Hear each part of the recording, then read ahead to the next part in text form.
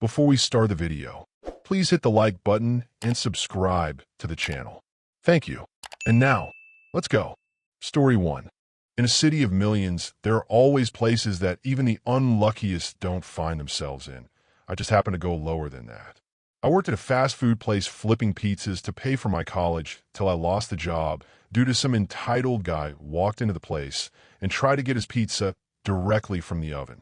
Long story short, he burned his hand, sued the place, and I was the one with the shortest stick. I could not find another job, so ended up losing my apartment and then got kicked out of college because I was behind on my fees. Life sucks, but when it gets a chance, it will pull the oxygen right out of your lungs. I was feeling that. I could not call my parents because they really didn't care. I had 2 younger siblings who were the real parasites. I found a place to rent, but it was on a street where the houses looked run down that even the rats refused to live in. The one I was looking for was in the middle of the street. By the time I got there, it was dark, and there were a few lights in some of the houses, so it did not feel like I was alone here. As I walked down the street, I could feel the eyes upon me when I looked around but could not see anyone. Picking up my pace, I got to the house and walked up to the front door. It was a single-story place, old and in need of repair. The porch creaked as I walked up to the door, and I felt like one wrong step and I will be in the basement. I knocked on the door and hoped that no one was around, but I heard a sound of someone walking inside and a light come on. I stood back waiting for whoever was inside to open the door. I looked around the place and saw a figure at the window in house across the street.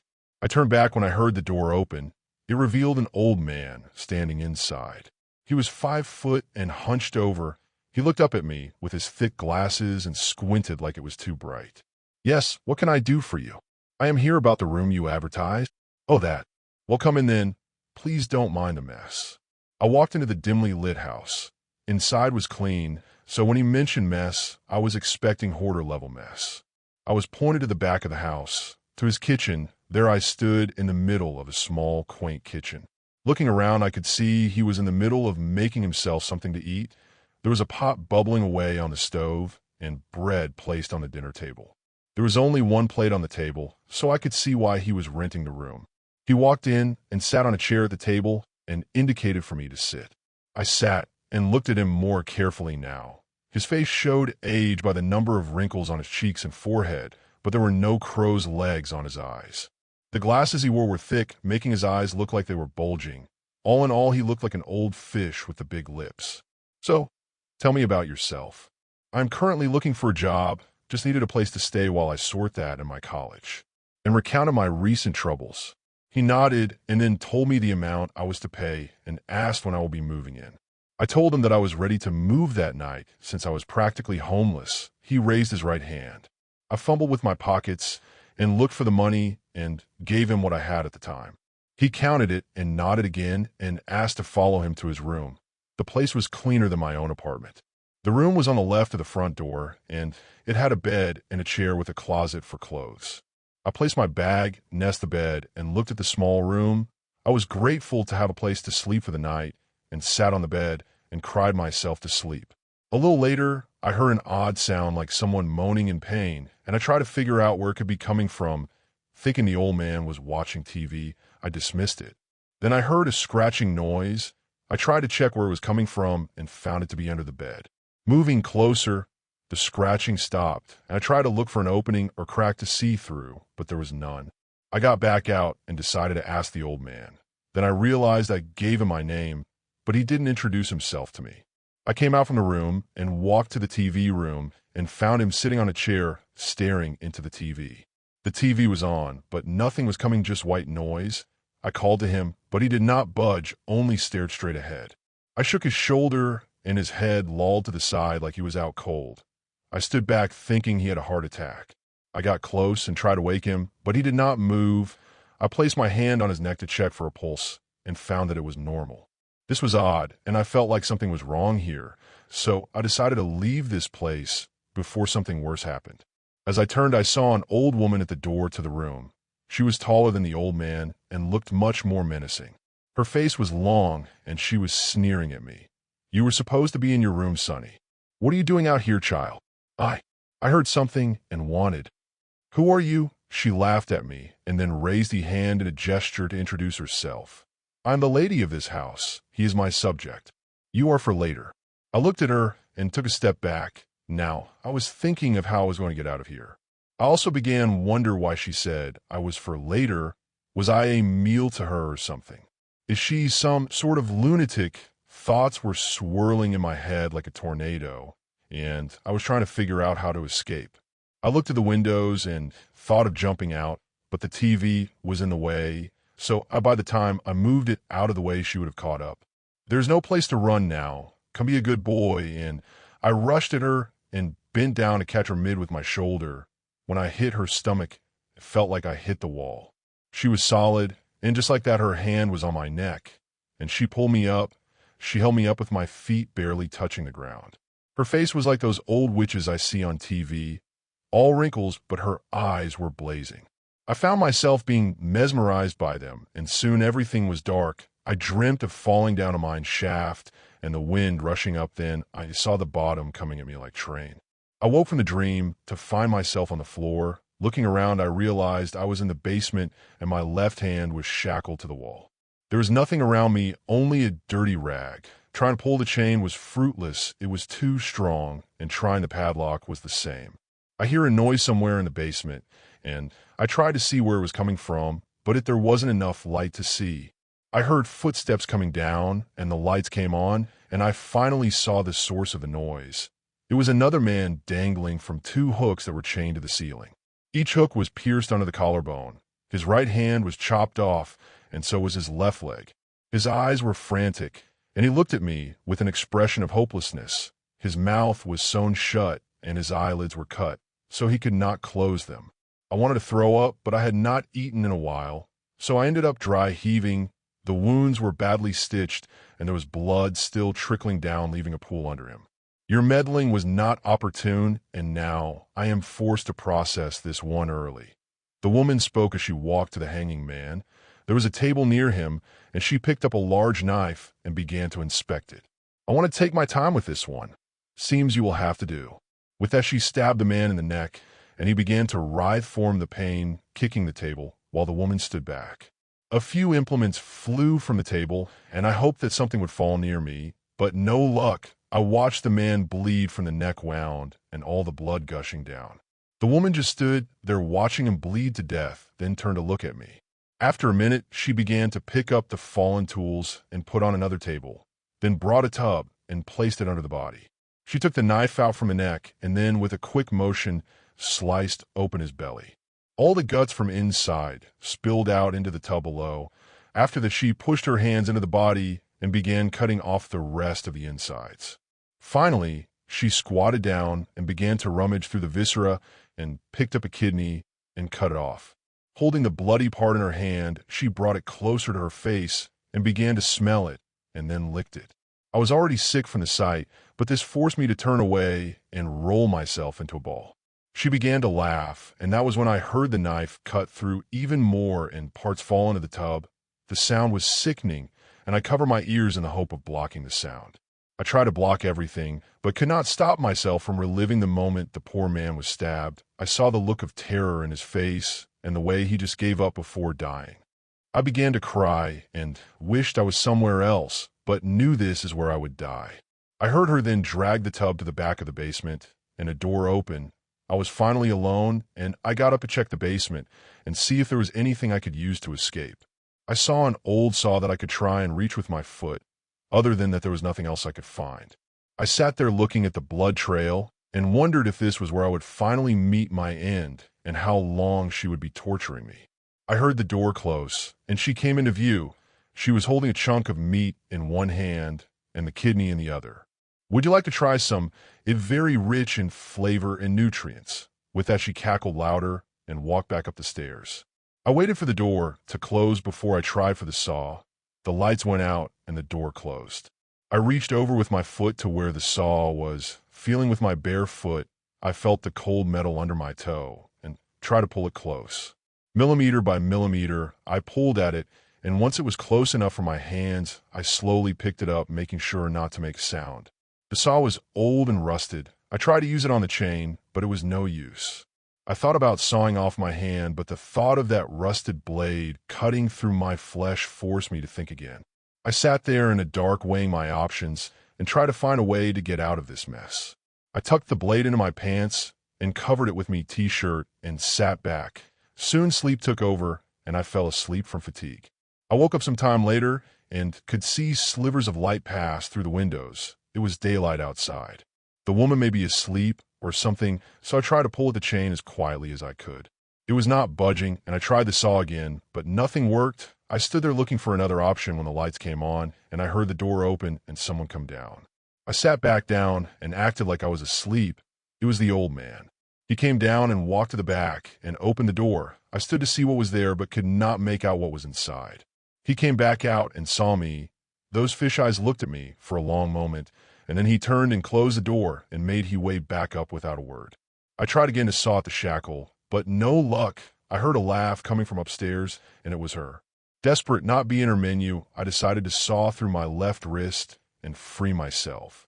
I placed the blade just below the joint and felt the cold teeth bite into my skin. I hesitated, then looked up. Finally, I just began to saw. The pain almost made me scream, but I had removed my t-shirt and stuffed in my mouth to stop that. I cut through the hand and removed the shackle. Using the t-shirt as a temporary bandage, I tried to stem the bleeding. I walked to the door at the back of the basement and opened the door, and what was inside was worse than I had imagined.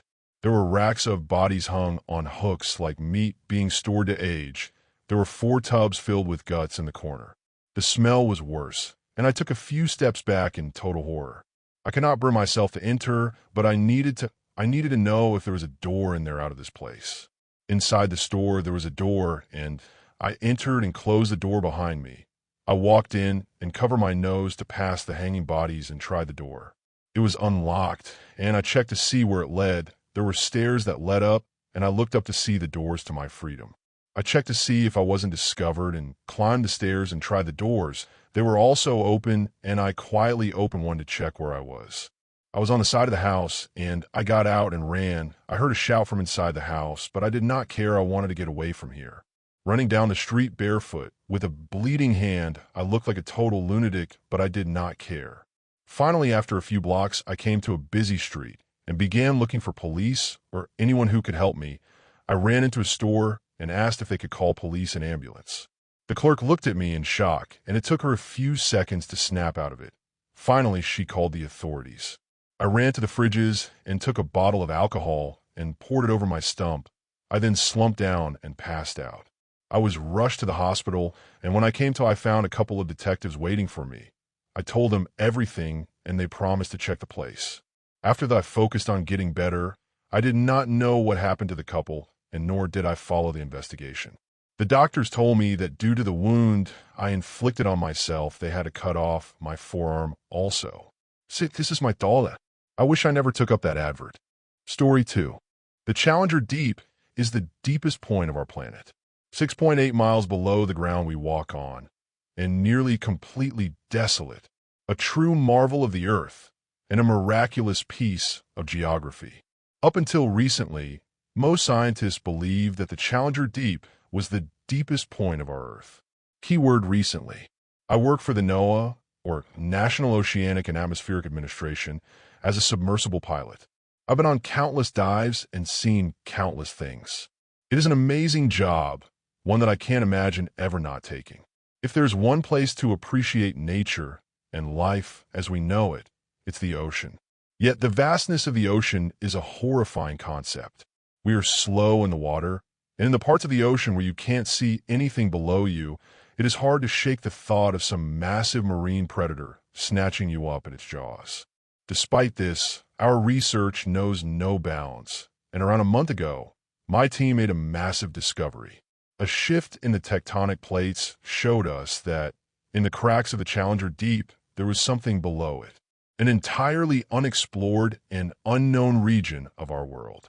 The team was ecstatic, and negotiations for a press release were immediately brought to our supervisor. Unfortunately, he decided not to go ahead with the news just yet. According to him, after talks with the heads of the NOAA, they wanted us to go on an expedition to see what was there and then showcase our findings to the world. I wasn't pleased with this, but I knew that it would make a better headline in the news if we actually found stuff down there. As one of the most experienced submersible pilots, I was chosen to head the mission. It would be a solo mission, one that, in my supervisor's words, would change the way we saw the ocean forever. So, after a ton of preparations and warnings and papers, my submersible was hovering over the water, my legs pointed directly at the opening to this new, deeper subsection of Earth's crust. My submersible, named Apollo by me, was reinforced heavily, with intense fortifications and the best titanium money could buy. She was a beautiful thing, one that I could never see myself as worthy of piloting. Yet with one swift motion I was dropped into sea. I won't bore you with the details of the descent, as nothing out of the ordinary occurred. I saw numerous creatures, critters, and otherwise, but nothing there was something I hadn't seen before. Aside from a sperm whale swimming above me that made me nearly shit myself. After roughly 3 hours, I had finally hit the Challenger Deep. Admittedly, I was a little scared. Despite my numerous adventures into the bowels of deep blue, I had never actually been here at the bottom. It was empty, not a speck of life besides maybe some bacteria. If loneliness could have a textbook definition, it would be this: dark, cold, and desolate. The fact anything could live down here whatsoever was unbelievable. Move forward. My intercom sprung to life, jolting me out of my complete awe. I had completely forgotten why I was here, trapped in the sheer complexity of the nothingness of this place. I complied, moving Apollo upwards a bit. And that's when I saw it. A massive gash in the seafloor, stretching for what could have been miles. It was wide, too, almost the entire width of a school bus. This wasn't what was shown in our scannings, with the gap being smaller and less wide. Whatever we had seen before, it had expanded. I reported this to my supervisor, who shared the same mild perturbance that I did. Maybe another shift occurred here recently, maybe. His lackluster answer to my report did not inspire confidence, but I had to keep going. I'm about to enter the opening, I said, with a very obvious amount of uncertainty in my voice. Go ahead. Good luck, man. My supervisor responded. And with that, I entered the new, deepest point of our Earth. The opening was normal in nature, with nothing but rock and earth surrounding my descent for the first 20 meters or so. However, after this, it all became dark again. There was no more wall, no more gash. I checked my sonar, and my mouth dropped to the floor in sheer amazement. I was inside a gigantic cave, nearly 1 mile in diameter. I was a loss of words, my thoughts taking over where my mouth couldn't. My mind began to race, with intense ideas and fears and terrors unveiling themselves. What could be down here? Is it dangerous? Will I die? Etc. I reported my findings to my supervisor, who was, just like me, completely starstruck. Are you sure that's what you see? My supervisor sputtered out. Yes. This submarine had been equipped with all the latest technology, and one of those was a radar, just in case anything like a whale or other large creature happened to be approaching me. This radar never failed, but it hadn't sprung to life in hours due to the lack of anything big at this depth. Yet it was suddenly firing off. I moved to look at it, and to my both amazement and terror, 5 large blips were moving towards me. I tried to keep myself together, desperately breathing in and out in a pathetic attempt to keep myself from hyperventilating. But it wasn't working. Nothing of this size should be down at this depth. My mind began to picture beasts, monsters, and ravenous creatures coming to rip me apart. In my nervous state, I hadn't realized my supervisor had been trying to talk to me. After nearly tripping over myself, I clumsily reopened the line. Why have you stopped? What is it? My supervisor sternly, yet curiously asked. There's 5. Something moving towards me, sir. I have no idea what they are. I stammered out, my voice shaky and completely broken by the fear that gripped my throat. Wait, are you serious? How big are they? My supervisor asked. I checked the blips. They were 5 seconds from my position. They weren't massive, but they were still too big for this environment, a solid 7 to 9 feet in length. Roughly 8 feet dash. Just then, I felt a strong, hard, and intense hit come from the outside. Not like something was trying to break in, but rather like something had bumped into Apollo. I checked the 3D cameras, checking the side at which I felt the collision. I caught a glimpse of a tail floating off into the darkness. It looked rigid and crustacean-like, shaped almost like an ace of spades. As I tried to make sense of it, another bump came from above. Whatever these things were, they were strong. Not strong enough to break through titanium, but strong enough to move the vessel a solid foot. I checked the cameras again, this time seeing a pair of legs. They looked like they came from some sort of insect, akin to the legs of a spider, but thicker and with barbs. Once again, it floated into the darkness. Once again, a hit came, this time targeting the pilot's chamber, scaring the piss out of me. I didn't need to check the cameras. The thing hit my window, and it didn't move from my view. I was completely stuck, entranced by what could only be described as a miracle of nature. A living fossil, floating in front of me, locking its round, pure black eyes with me, practically hypnotizing me to admire its sheer beauty, was a massive, yellowish-tan prehistoric creature. A eurypterid, commonly known by paleontologists and biologists as a sea scorpion. I was dumbfounded. Sea scorpions had gone extinct over 250 million years ago when the Great Dying happened, otherwise known as the Permian extinction event. Eurypterids were completely wiped out by this, so I was at a loss of words. No words could ever describe what I was feeling. I think it was admiring me back. It surely hadn't seen humans before. It tilted its insect-like head at me, wondering what I was. Suddenly, more of them came to the window, dumbfounded at what they were seeing. Baby sea scorpions sat atop what I assumed was their mothers, analyzing and internalizing what I was. I began taking photographs of the sea scorpions and sent them to my supervisor. He beamed back to me on the intercom as the cheers of my colleagues rang out in the background. "This is an amazing find. Do you see anything else?" "Not right now, but I'll update you if I do." As I resigned from the intercom, once again, the sea scorpions continued to look at me. They almost seemed to gawk at me as I did the same to them. Suddenly, the all cleared, and a much larger, older-looking one got up to the glass. My submersible had arms, grabbers used to move away debris and rock/minerals. It moved its shelled body to the arms, rubbing up against it, before lowering its head to show me a large parasite that had binded to it. I was confused as to what it was incentivizing, until finally I understood that it wanted me to remove the thing. The arms were not surgical, but fortunately, this parasite was big, meaning the arms could hopefully remove it. I knew it was risky, and if I accidentally killed it, I could be in massive trouble. However, somewhere deep within me, I knew it was desperate. So, as carefully as I could, I maneuvered the arms to reach the critter. It was very much like piloting a claw machine, with every movement a stressor on my psyche. Finally, I had a good grip on the parasite, with the other arm holding the elder sea scorpion's head steady, and with one good tug, the little shit came right off. The sea scorpion jolted, shaking its head in what I could only assume was pain. Yet once the pain subsided, it looked happy, spinning in place with an upbeat pattern. It got back up to the window, and with a happy, almost animal-like bunt against Apollo, it descended back into the depths, with the rest of its family unit following it. With that experience over, I descended further, my mind straight and my heart beating with just a little more pride. I reported the encounter with my staff, who, when shown photos, absolutely thrilled. Fortunately, my supervisor was happy with me and greenlighted the further descent. The sonar continued to prove my suspicion, with the cave proving to be a worthwhile endeavor for the entire NOAA.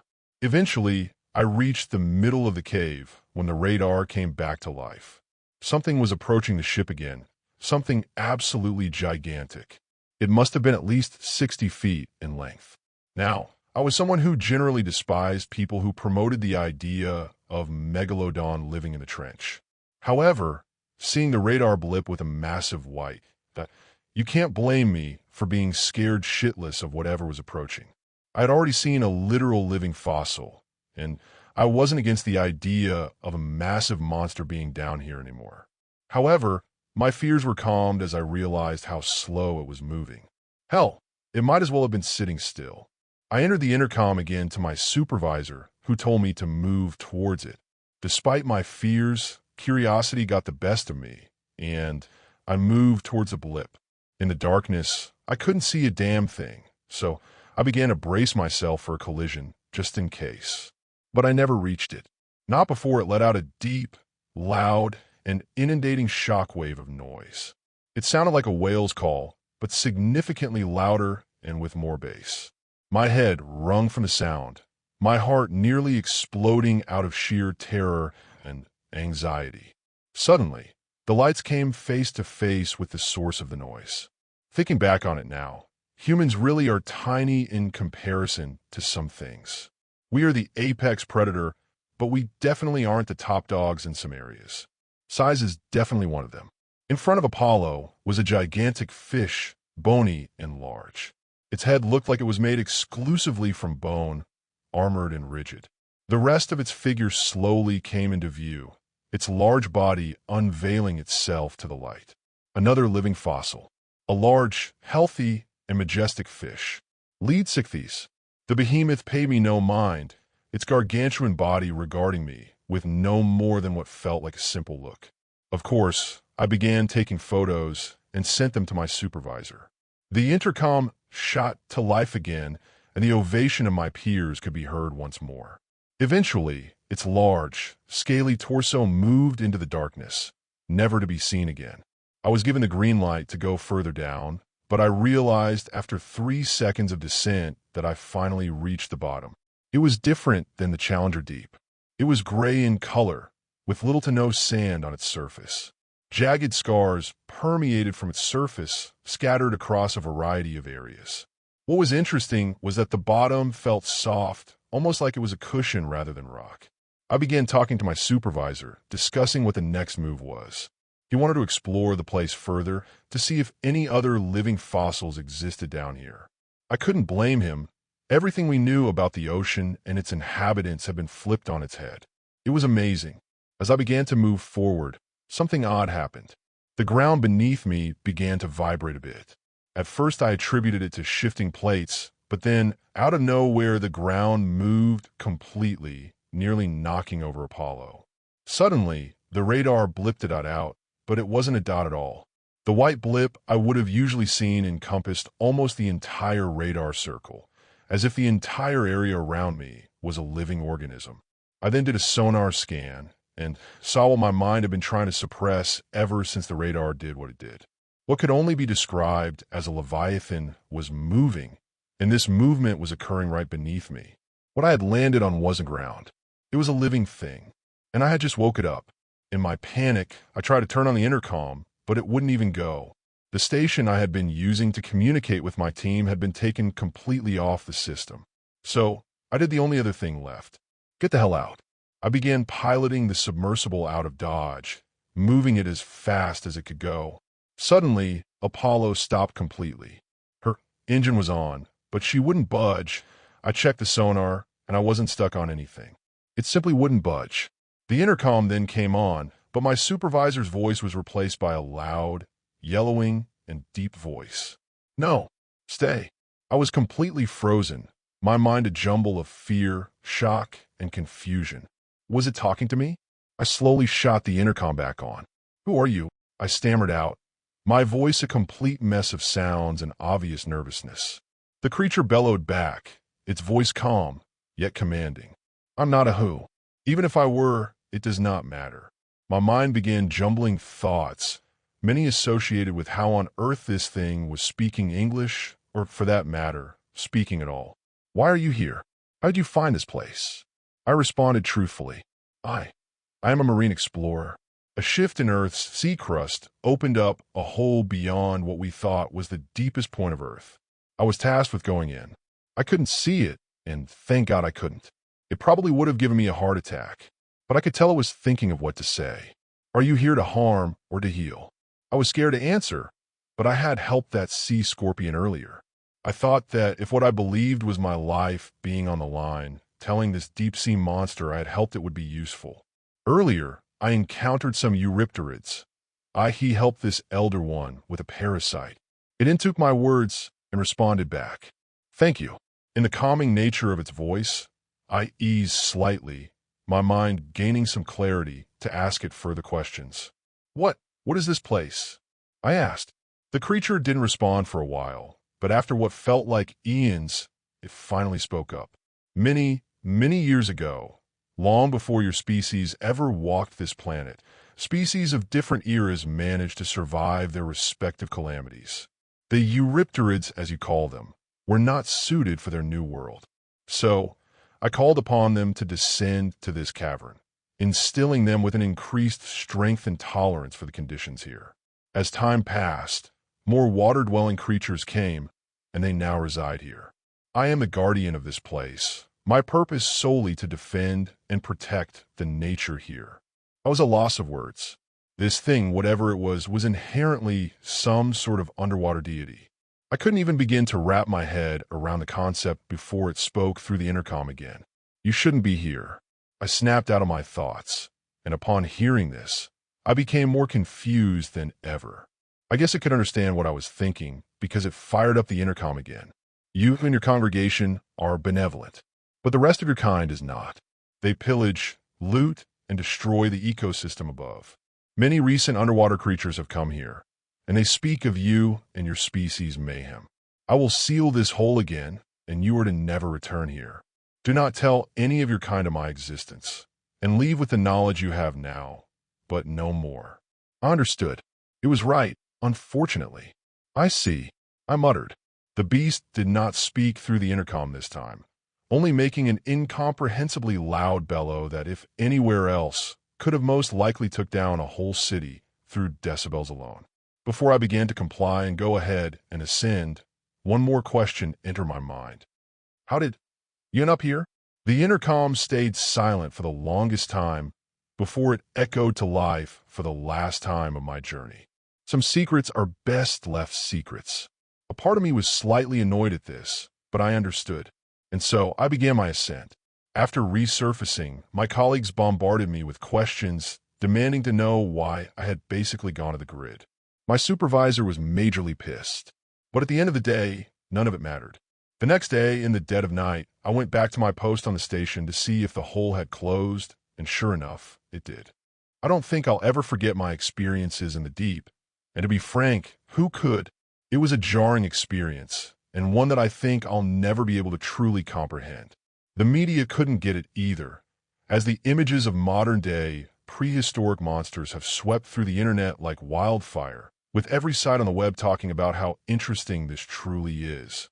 If another crack forms, or Earth cuts open again, and we find another one of these, however, I will not go back, for I still don't know what it was. I don't want to find out. Story 3. The doorway effect is that commonplace daily phenomenon of walking through a doorway and forgetting whatever you were thinking moments earlier. On a neurological level, the explanation for this effect is that our minds compartmentalize thoughts, so passing over a threshold from one room to another can, from time to time, expunge one's short-term memory.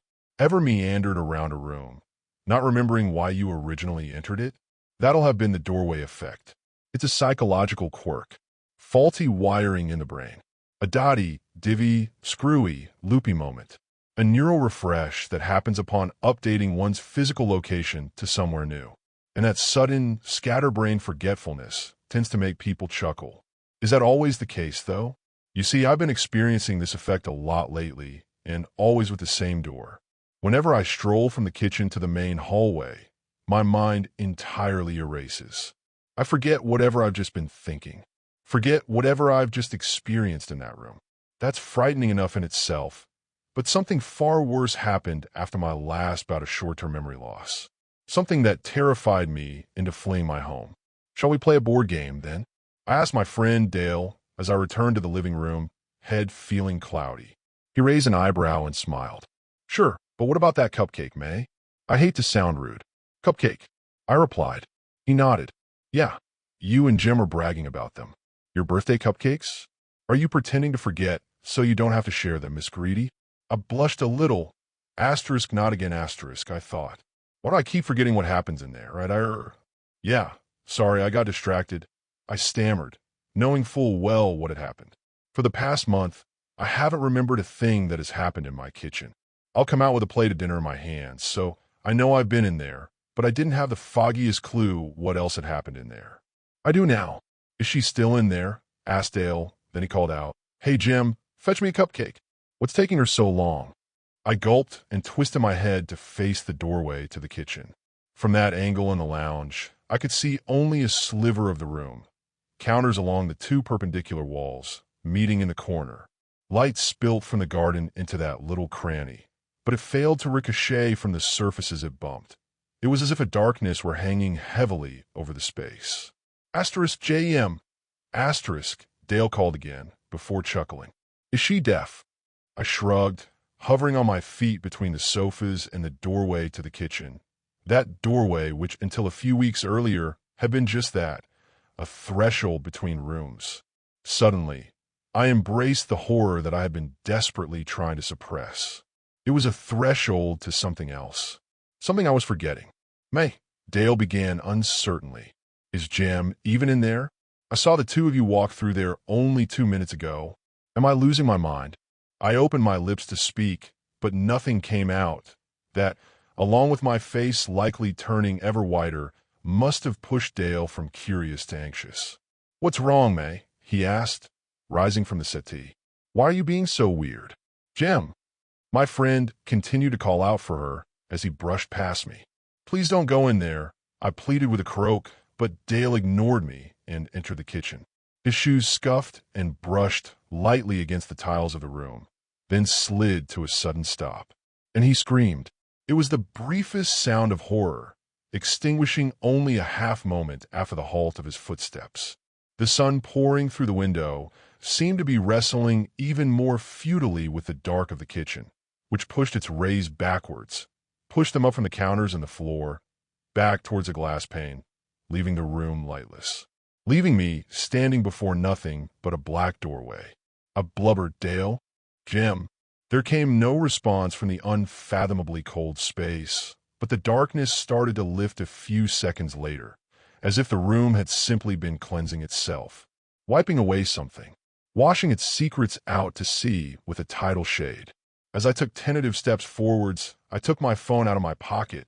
I had to record it, had to know whatever was happening in there. And as I stepped through that doorway, I found myself being spat back out into the lounge, memory having been wiped, leaving me unaware of whatever I just experienced.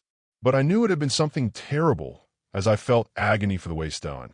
I looked below and saw red marks running up my bare calves and thighs towards the bottom of my skirt. I'd suffered first-degree burns.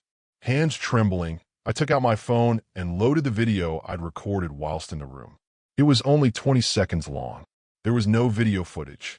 Both the image and the audio were distorted. Something had interfered with my phone. But I saw it. An opening in the wall. A black hole, leading to a cramped pit of mud and rocks that looked far from earthly.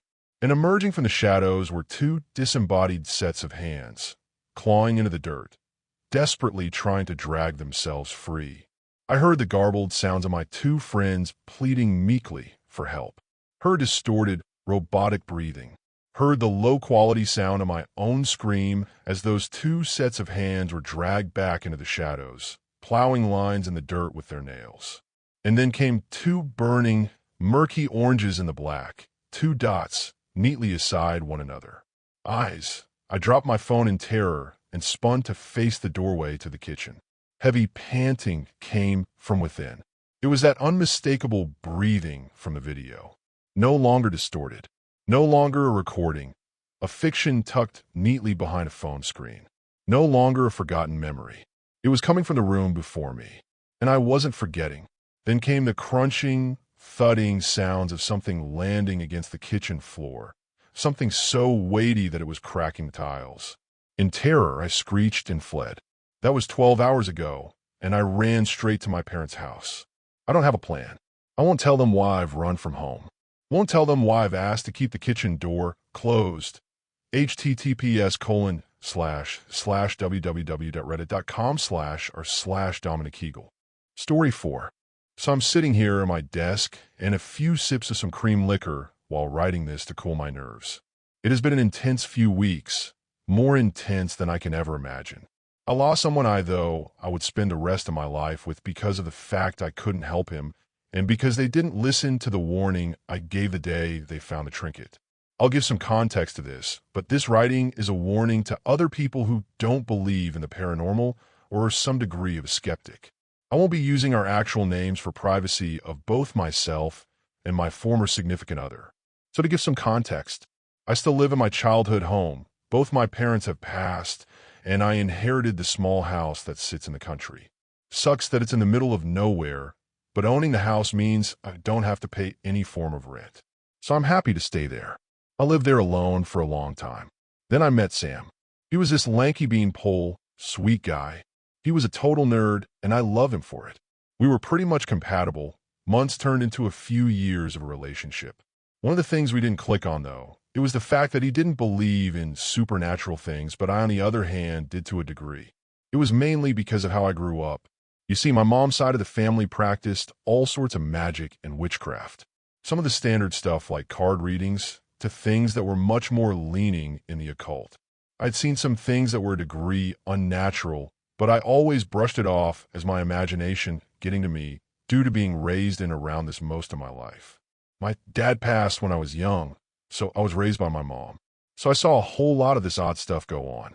One thing I remember big time was the fact that whenever someone died, personal family friend, or someone we had intense hatred for, my mom would take a small box, put objects in it, and bind it with a ribbon in an intricate knot.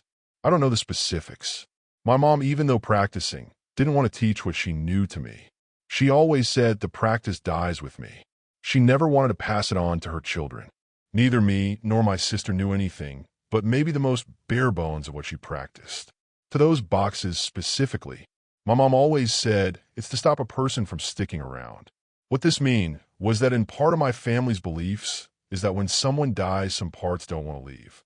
In some ways, it's like how ghosts are at times depicted as imprints of a person rather than the actual spirit lingering. These boxes were made to basically trap or ward off these imprints, mainly to stop imprints of malice towards certain people. The idea was that things like hate would seek out people the recently deceased had intense hatred for. That is why she warned me to never open them. Maybe before all this, I just shrugged it off as a tradition made up by long-dead relatives. After the last few weeks, I know for a fact that I will never even go near one of those boxes when I find them. To the fateful day, everything went wrong. I was with Sam, digging and getting my garden ready. I love growing my own produce and had picked out a spot to plant a bunch of peppers. We were digging the ground up, tilling it with garden soil to make it perfect whenever something got pulled up.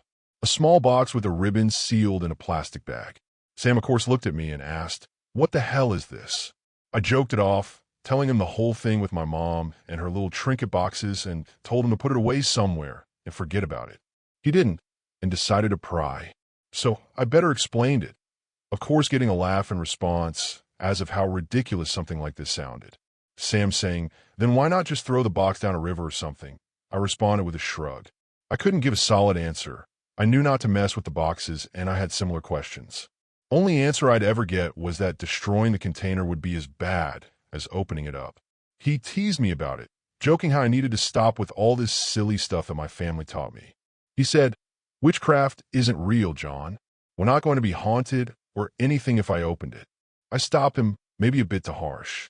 I had been told and basically conditioned to leave those boxes alone for so long that even the thought of it made me nervous.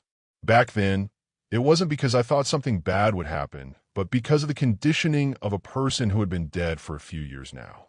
Maybe I was just scared of the fact it wasn't what my mom said. Maybe she was hiding something she didn't want me to see. I didn't want to damage that memory of her. He did eventually put the box away, and we left it alone for a while. It was fading from my mind the next week until the topic came up. He asked questions about it all, and I went into as depth as I could. The boxes, practices my family did that I knew about, and the whole belief that certain things linger after we die. He shrugged it off again, just finding the whole thing silly. He mentioned how it was just a bunch of superstitions that were passed down over generations. I responded with the fact that it may be that way, but I had wanted to respect them even if it was something as silly as not messing with a box wrapped up by a ribbon and buried in the dirt. We left it there and moved on from it. He'd occasionally mess with me about it, but it would never go that far. I got back from work one day. about 2 weeks after we had our last discussion of the box. He was at the kitchen table, and there it was. The box open, the ribbon not undone but cut. He looked at me and joked, "See, there's nothing to worry about.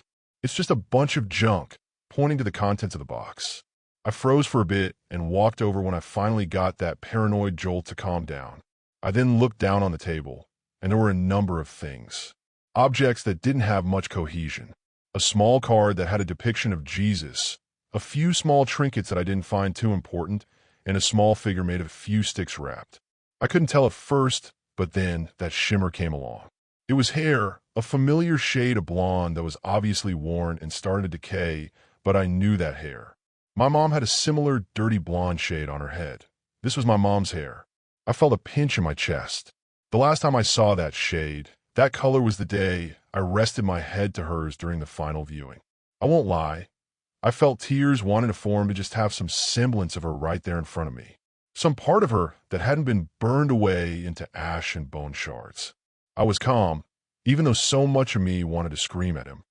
It came out as me simply putting a hand on his shoulder, patting it, and asking him to not do that again.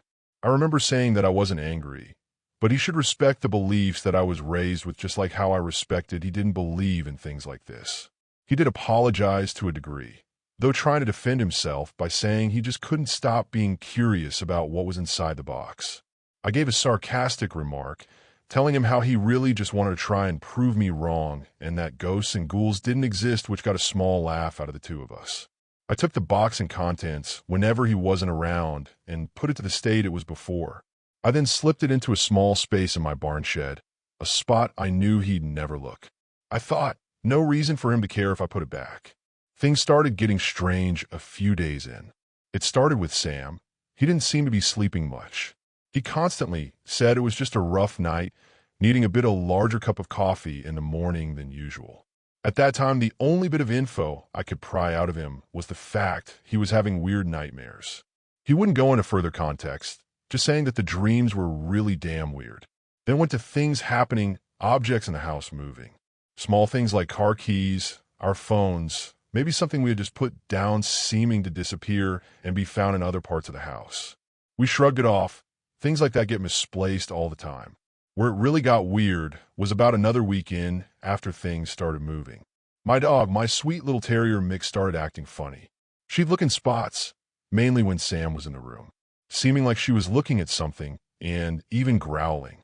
Won't lie, even back then it was creepy, but Sam reassured me that it was just my dog being dumb. I was getting nervous at this point. Nervous because of the fact that weirder and weirder things were happening after the ribbon on that box was cut open. I kept it to myself, though, knowing that Sam was going to just brush me off. It went from small things to big really fast. We were both in the living room, talking, and Sam got up. He began to walk towards the long, narrow hallway that led to the other rooms in the house, and then he stopped. He paused in his step and looked down the hall, his eyes wide for a moment before shaking his head. I had asked him what was happening, but he said it was nothing, just had a moment. I could tell it wasn't just that, though. He seemed off-put by whatever he saw, and he was just trying to stop himself from playing into some sort of trick his mind was playing. I would start noticing things, too. When I was in the house alone, I felt like I had eyes on me. No matter what room I was in, it always felt like there was a pair of eyes looming over me. I always felt watched, like some creep was just peering through my windows at all hours of the day. I felt like I didn't have a moment of privacy to myself.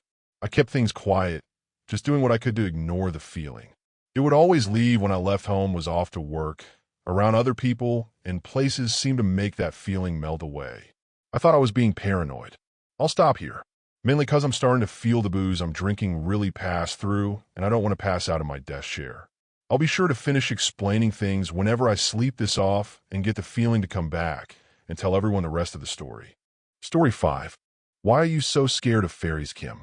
I heard her, but continued staring at the water beneath the gangway. I sighed. I didn't want to deal with another conversation about this. I'm not afraid of fairies. I'm just not overly fond of the sea. If we were just taking a ferry across a lake or something, I'm sure it would be fine. Janet laughed. Like hell you'd be fine. The last time we took a water taxi in Seattle, you looked like you were going to vomit.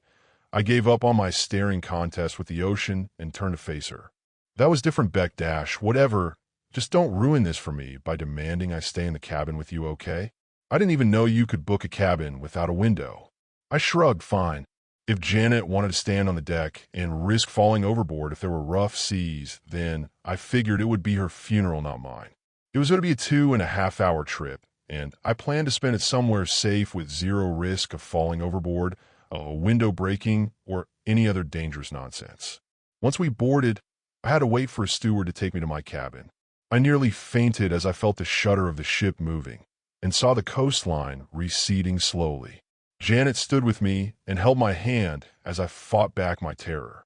I had booked the cabin not just for my benefit, but also because I wanted her to be able to enjoy the trip without worrying about me panicking. Finally, a man in a uniform arrived, and Janet and I said our goodbyes. We went to the elevator, and I was relieved as the doors shut the ocean away from my view. The man smiled at me as the elevator went down. "Let's see," says here you're, 113. We don't have many cabin bookings on such a short voyage, let alone interior ones. Well, I just get seasick, I lied, and figured it would save everyone effort if I was away from any windows. He stared at me for a moment, then just smiled and nodded. The doors opened out onto a rather cramped hallway. I could see why so few people book cabins. We walked down what seemed like a few maze-like hallways until finally he stopped at a room with no label and opened the door for me. The cabin was quite Spartan, 2 berths, a tiny desk with a water bottle on it, and a small closet with what had to be the smallest toilet ever invented. It didn't look particularly clean, and there was a faint smell of mildew, which I wasn't wild about, but it didn't have a window. I sat on the bottom berth and sighed with some relief. The man cleared his throat. "If everything is in order, I'll leave you to it. I just wanted to let you know it's okay to take a nap if you'd like. I'll come get you at the conclusion of the voyage, okay?" I nodded and smiled at him. "Thanks so much, you've been so kind." He winked at me, my pleasure. With that, I was finally left alone. I drained the water bottle, laid down, and began to read my book. I didn't realize how tired I was, though, and after only a few pages, I was fast asleep. When I woke up, I checked my phone and realized it 20 minutes after when we should have arrived. I went to open my cabin door, only to find it had been locked. I breathed deeply, tried to avoid panicking, and tried again. Nothing. I took my cell phone out, hoping to call Janet, only to find not only was there no cell signal, but no Wi-Fi either. I paced, banged on the door, screamed, but no one came to help me. Had I just been forgotten? I took a few minutes to breath and focus. I looked at the door more closely and realized the hinges were on the inside. Shaking my head at not noticing sooner, I dug into my bag, praying that I had kept my multi-tool inside. I felt a rush of adrenaline when I located it, and I started working on the rust-covered hinges. After a few minutes, I finally managed to pry off enough rust that I could pry the pins loose. When the last one gave, I heard the door make a metallic lurching noise as it came loose.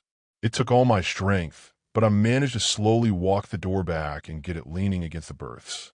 I felt so much relief and started to walk towards the hallway, only to notice something on the door. A note. I wanted to get the hell out of there to tell the crew that I was still here and not to leave, but something in the back of my mind made me go back and grab it. I paused to read it, and my blood went cold. The note was short. It had my name, age, and said subject 113. I heard footsteps down the hallway. I went outside and ran away from the footsteps as quickly as I could. After a minute or two, I heard shouting, followed by more footsteps. I kept running and eventually found a staircase and took it up what felt like 10 decks to eventually find myself back in the atrium area I had last seen Janet in. The ship was already mostly empty, but a few people were still disembarking. I got in the middle of a group and got off. Obviously, Janet and I went to the police. It turned out the man who had taken me to my cabin was not part of the crew at all. The crew told me there was no cabin 113, and that all their cabins were on a deck much higher up than where I had been. The police told me they think it was just some weird guy pranking me, but one of the women officers confided in me that the city has had a bunch of disappearances of people who took the ferry. I'm worried the ferry company and the city are covering this up. Without saying where this is, let's just say it is a very heavily trafficked ferry that tourists use. Janet and I have decided to cut our trip short. In addition to all of this, I'm also just feeling sick the last few days. She keeps telling me that I was very lucky, that they were likely trying to kidnap me. But given that they call me subject, I wonder if it wasn't something even worse waiting for me at the end of the voyage. I used to be afraid of the ocean, but now I know that the people around us are far more terrifying. https://www.reddit.com/r/biobraxis. Story 6. Many times I have been asked to share my story by curious travelers and investigators of the paranormal, the transmundane, and many times have I told it. Even at my age, when the years melt together and memory fades, I can still recall every detail of the happenings that occurred during that time. I have opted to put it to writing, so that the inquisitive among you may read it and understand it. I recall now a strange experience in my life, stranger than you could possibly imagine. It was many years ago, when I was a young man on a journey of self-discovery, seeking some sort of new truth that had previously been overlooked or forgotten by the world. My journey began in San Francisco, where I had lived for a time, and took me across the contiguous United States and Canada. After many weeks of traveling by foot and by bus and by train, I found myself in a peculiar town by the name of Cold Harbor. Only accessible by bus, the town was small and hardly worth mentioning save for the eccentric mannerisms of its inhabitants. With some exceptions, all deliberately avoided any and all interaction with me. I know now the reason for this behavior, but at the time it perplexed me. I made the decision to check into a small inn, seeing as it was nightfall and the dreary clouds that hung overhead signaled an imminent rain. At this establishment was where I first heard the rumors about it, something which lay within the confines of the nearby forests after it fell from the heavens. Whatever it was, it sent the imaginative parts of my mind ablaze with vivid visions of alien colors and other things not of this world. What's this thing he's talking about? Out in the woods. I asked the proprietor of the inn over a glass of cold beer, referring to another customer who spoke to me of such things. He paused while wiping the counter at which I sat, and an odd look crossed his face. His voice dropped low, and a darkness crept into it that I had never heard before or since, save for my recollection of its tone. There are queer things in the forest, or so I hear. Queer things that no man should dare to see northwest of here. You're best off staying away from the trees, especially after dark, he said to me, his gaze locked to mine. After a pause, he resumed cleaning as if he had not just spoken as he had.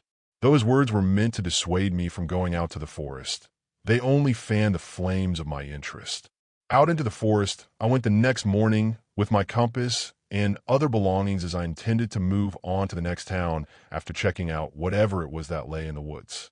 I headed northwest of the inn, as the innkeeper had said, traversing a dirt hiking path for several miles up and then down the mountain.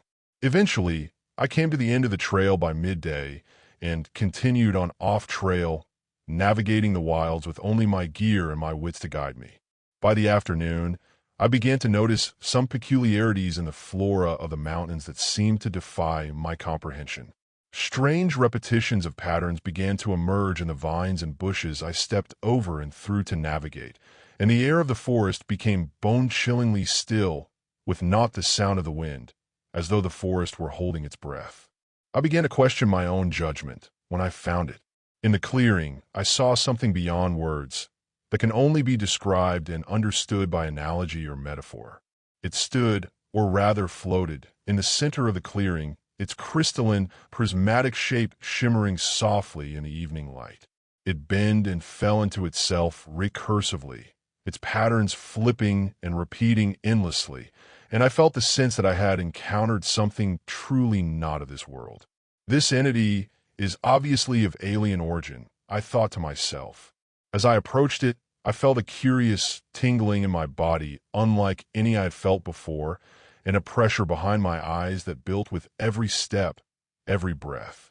The closer I got to the entity, the greater both sensations became. Even as the tingling and pressure became pain, as my body felt like it was engulfed in flames, it beckoned me closer. I began to move forward almost in a trance or on impulse, growing every so closer and closer until I stood in front of the entity and stared into its abyss.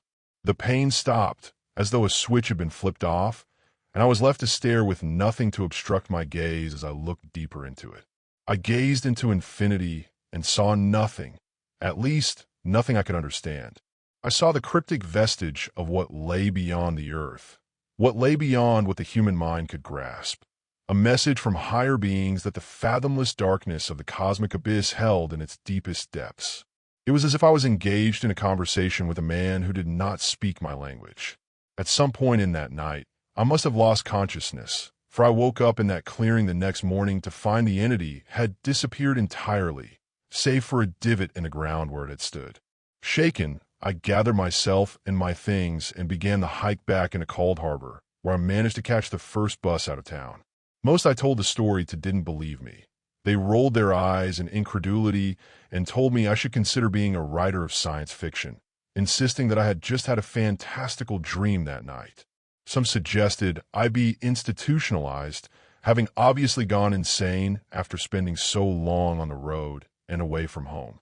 Others believed my story, but they were the types to believe in little green men and flying saucers, and so I humored their requests.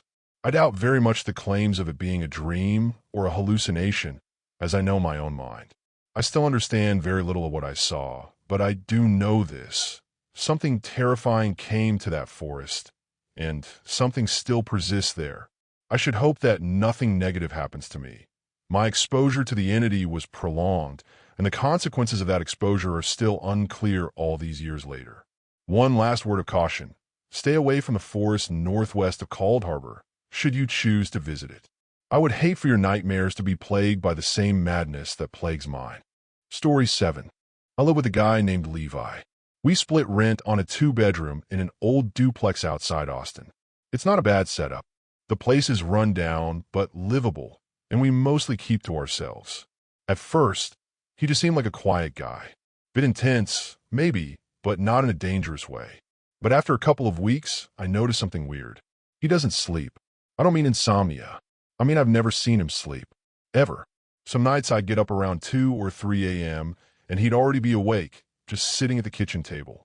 No phone, no laptop, no food, just sitting there, sometimes scribbling something in this old notebook he carries around.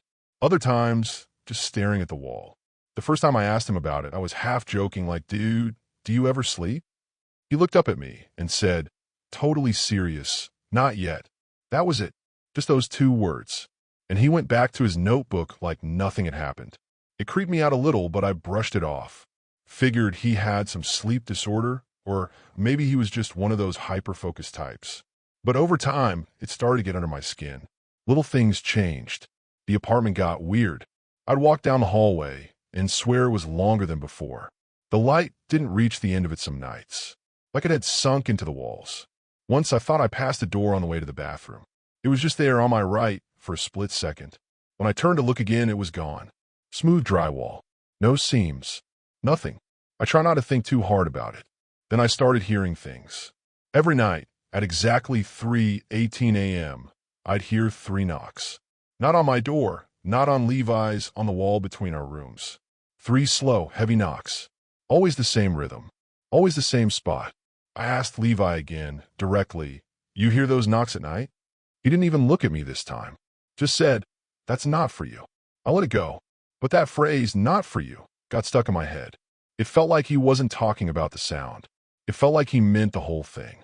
So 2 nights ago, I stayed up. No distractions. Just me, the couch, and the hallway. I didn't even move. Just watched. The apartment was silent. At 3:17, the air got dense. Not cold. Heavy.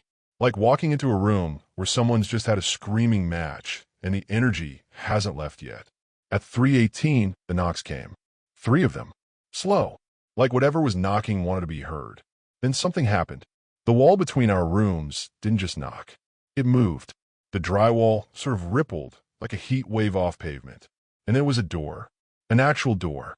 Old wood, no frame, brass handle. It just appeared. And before I could even process it, Levi walked out of it. He didn't acknowledge me. He didn't even glance my way. He walked straight through the living room, barefoot, wearing this faded shirt I hadn't seen before. Looked like it said something about a summer camp, but the letters were too worn to read. He opened the hallway closet and stepped inside. Now that closet, it's maybe 3 feet deep. Just coats and a broken vacuum cleaner. But Levi didn't stop. He kept walking like the closet was just the beginning of something else. I followed him. I didn't even think about it. My body just moved. Inside the closet, there were stairs. Long, descending stone stairs. Cold at first, then warm. Too many to count. The air down there didn't feel like air. It was thick. Made my skin buzz. The walls felt alive. At the bottom, there was a room. Huge. Way too big to be under our house. The walls looked like layered paper, old wallpaper peeling, but the layers shifted like they were breathing. Like they were aware. Levi stood in front of a mirror. Only it wasn't a mirror. It didn't reflect anything. It was just noise. Like static.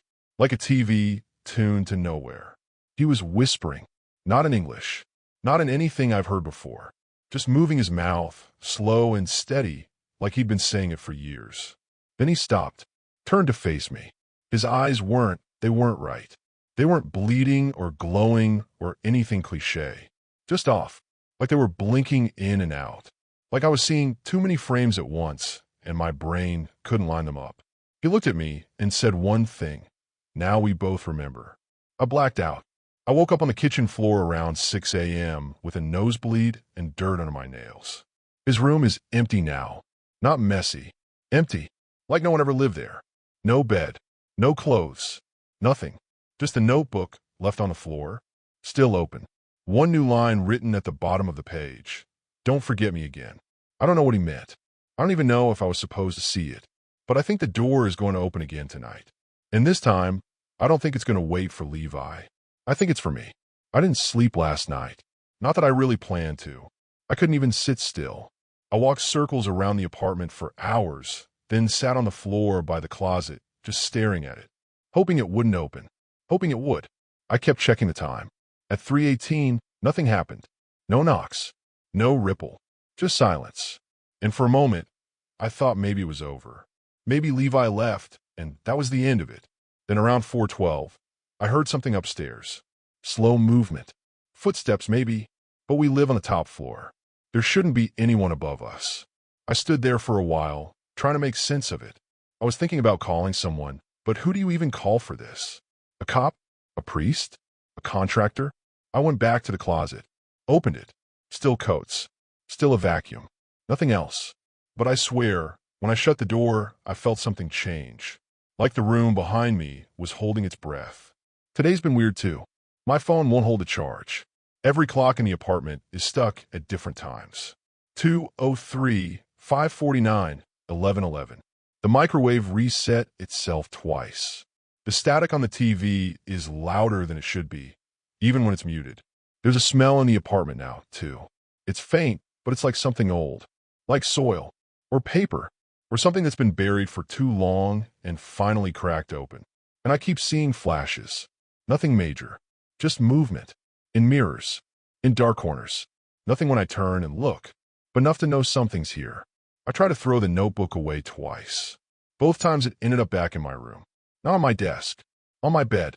Open to the same page. Don't forget me again. I'm starting to wonder if Levi ever really lived here at all. I don't remember him signing the lease. I remember him being here, but I don't remember the actual moment he arrived. And I keep thinking about what he said. Now we both remember. I've been having dreams. Not dreams, really images. Waking flashes of places I've never been, but feel familiar. A hallway that loops. A staircase with no top. A mirror that watches instead of reflects. Something's changing. I can feel it. I'm scared to sleep, scared to leave, scared to stay. But underneath all of that, the worst part is this tiny voice in my head that keeps saying, "You asked for this." And maybe I did. Maybe this has been waiting for me longer than I want to admit. If anything else happens tonight, I'll post again. If I don't, and you never hear from me again, check your own walls. Listen at 3:18. And whatever you do, don't open the door. That's it for today's creepy Reddit tales. Before we go, I just want to say a quick thanks to all of you for watching, liking, and sticking around. You guys keep this channel going, and I'll be back soon with more stories that'll make your skin crawl. Drop a comment if you've got your own spooky tale to share, and I'll see you in the next one.